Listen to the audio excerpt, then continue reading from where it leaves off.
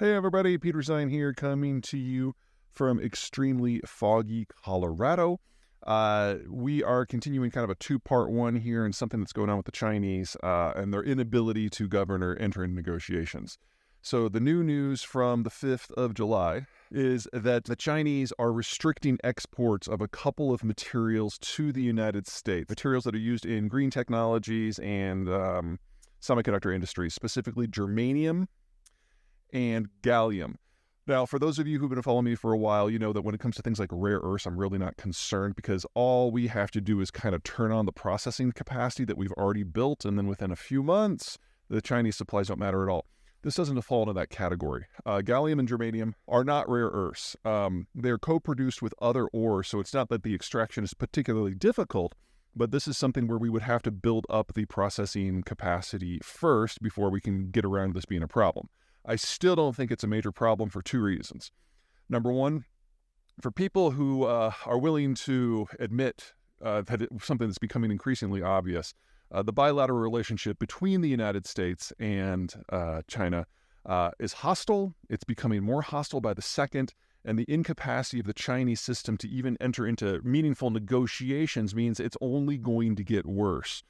Part of the issue is that Chairman Xi has so purged the system that China's not even capable any longer of having good faith negotiations. And even if it was capable of good faith, it couldn't handle the technical details because Chairman Xi would have to do it personally, and then he would have to implement it personally because he's purged the system throughout China of anyone who is even marginally competent.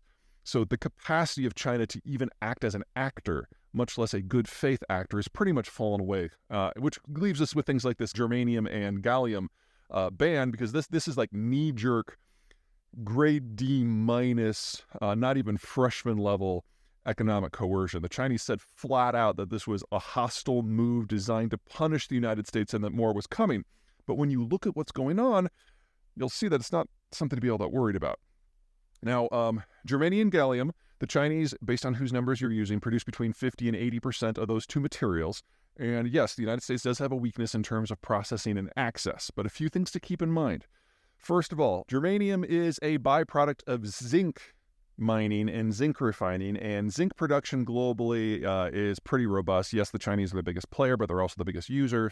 So if you were simply to add some processing capacity at a half a dozen places around the world, maybe a couple in the United States would be nice, that would solve itself.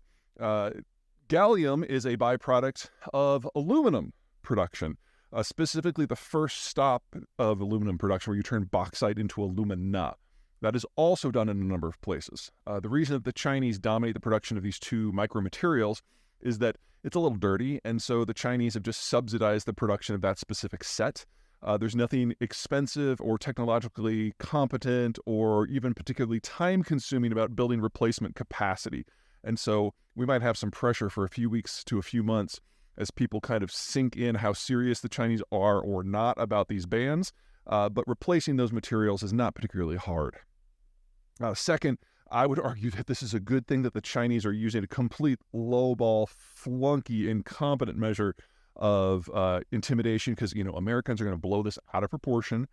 Things like the IRA and the CHIPS Act were raring for a third one that is specifically about strategic materials production. And this plays right into that political drama. You'll have Democrats and Republicans falling over each other in order to put the money forward and put in regulations to encourage these productions within the North American system. And the Chinese have really proven to be very helpful in that. And third, and most importantly, if the Chinese really are serious about an input war, oh my God, they are fucked. Because 90% of the world's semiconductor-capable silicon comes from North freaking Carolina. And so if we're really talking about a materials war as part of the struggle for the digital age, they're not going to have computers because they can't get access to the raw materials that are necessary en masse to make the most basic technologies that make the era run, and that's semiconductors. So this is not something where the Chinese have any more than a passing advantage in a couple micromaterials that are easily to produce in other places. And by doing this in this way, in this in-your-face wolf warrior way, for something that ultimately is easily replaceable is probably the most effective way that I can think of getting the United States past dependency on the Chinese in general, and honestly destroying their tech sector in its entirety. Now, there's some political decisions that have to be made in the United States on both sides of the aisle, on Capitol Hill, in the White House, and on and on and on. But the United States is in the mood for this.